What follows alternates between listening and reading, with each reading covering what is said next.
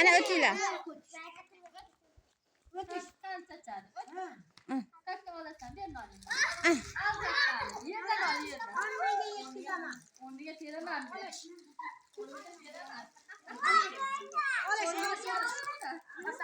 Ana kapı kakasası yaptı.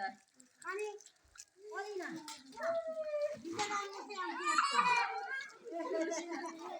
Yerden al sen yerden al. Nasıl getireyim abi? Yerden alasan.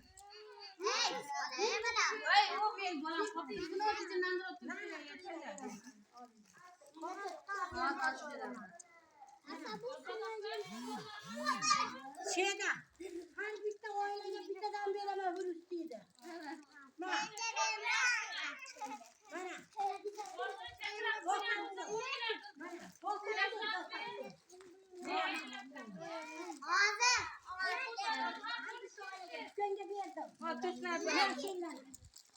Ana verdim.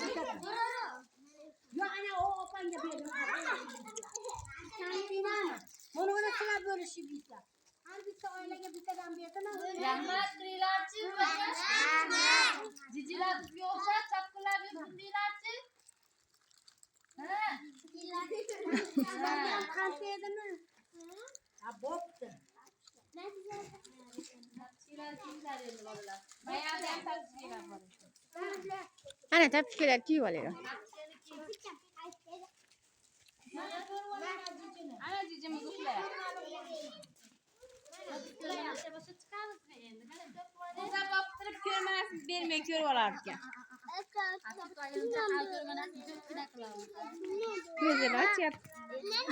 Kaynağınam çıktı yapıyordun aç yap. Oğlumdan patot süredim. Ay. Ha? Ya böyle.